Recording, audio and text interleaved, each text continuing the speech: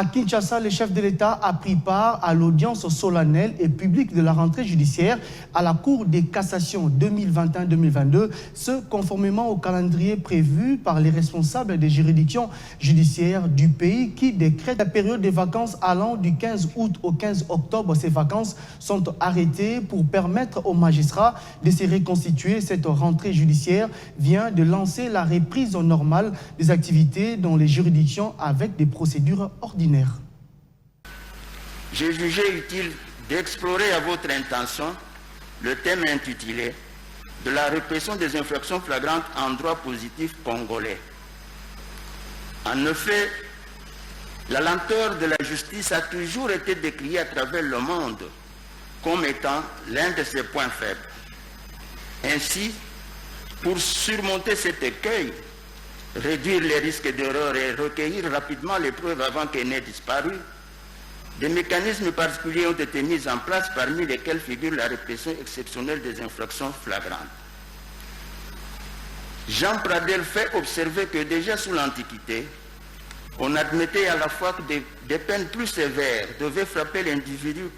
surpris en flagrant délit, la flagrance provoquant la colère du public, et que la procédure devait être accélérée au double motif que les risques d'erreur sont réduits et que les preuves doivent être recueillies avant qu'elles n'aient disparu. À ce sujet, l'exposé des motifs de l'ordonnance loi numéro 78-001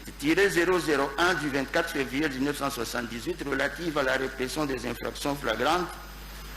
indiquait déjà que le peuple zaïrois, entendez congolais naturellement aujourd'hui,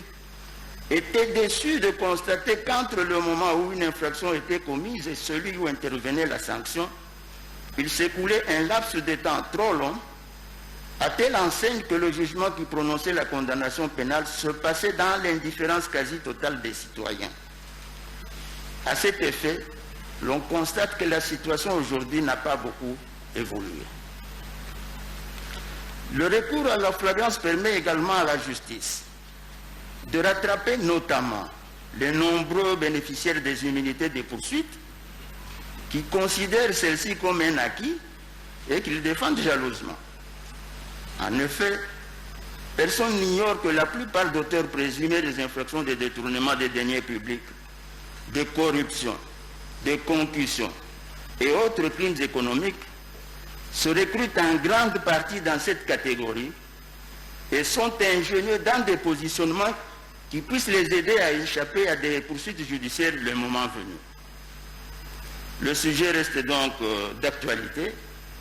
car si ce mécanisme est bien compris et bien appliqué,